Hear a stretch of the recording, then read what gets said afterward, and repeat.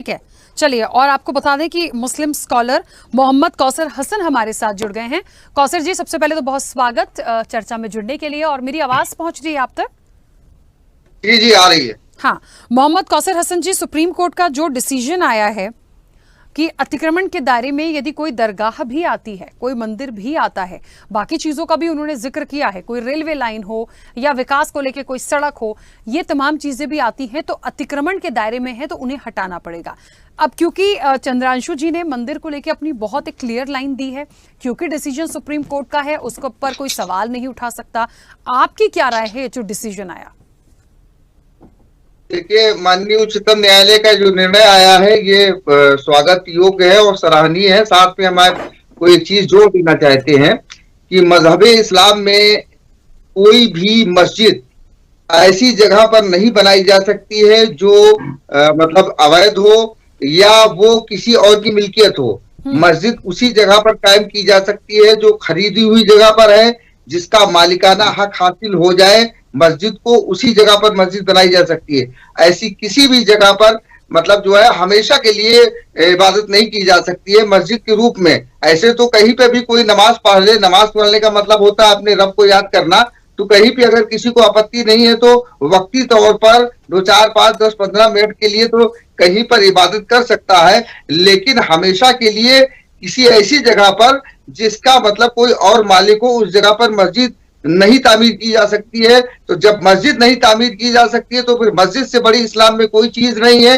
दरगाह हो, चाहे खानका हो या मदरसा हो, कोई भी चीज हो, अगर अवैध जगह पर बनी हुई है और अगर उन्होंने अतिक्रमण किया है और अतिक्रमण का अभियान चला करके उनको तोड़ा जा रहा है तो उसमें कोई दो राय नहीं। लेकिन साथ में सबसे महत्वपूर्ण बात यह है कि टारगेट करके अगर किसी चीज को किया जाए, महज सियासत के लिए अगर किया जाए तो ये चीज अच्छी नहीं है। और इस चीज पर अगर रोक लगाई जा रही है तो निश्चित तौर से ये स्वागत योग्य कदम है। बिल्कुल। मोहम्मद कौसर हसन जी, आपकी जो चिंता थी वो जायज थी और जाहिर तौर पे ये बात अभी एक एग्जाम्पल के तौर पर निकल कर भी आई है, लेकिन इसकी भी तो प्रॉपर मॉनिटरिंग है। और मुझे अब ऐसा लग रहा है कि ये जो डिसीजन कोर्ट का आया है, इसके बाद आप लोगों का सबका खुद का भी अधिकार है। यदि कहीं कोई चीज गलत हो रही है आप बोल सकते हैं। मुझे लगता है सभी लोग इस चीज से सहमत हैं। जैसे अभी रविंद्र जी एक एग्जाम्पल दे रहे थे अकबर नगर और संत नगर का, मुझे नहीं लगता कि इस डिसीजन के बाद कोई भी सरकार, भारतीय जनता पार्टी की जो सत्ता पक्ष है जहां भी, वो इस तरह का कोई एक स्टैंड ले पाएंगे कि आपने सिर्फ किसी भी नाम पर जाकर कोई भी एक्शन ले लिया या कार्रवाई कर दी। मुझे अब नहीं लगता इस डिसीजन के बाद। और यदि ऐसा होता है तो फिर वो सरकार कटघरे में जाकर खड़ी होगी और इसके लिए आप लोगों को और जो विपक्षी दल है उनको, इन सबको अपनी बात रखनी पड़ेगी। राखी जी, एक बात मैं बस कहना चाहता हूं और एक शेर के साथ कहना चाहता हूं कि जो चुप रहेगी जबान खंजर, लहू पुकारेगा आस्ती का।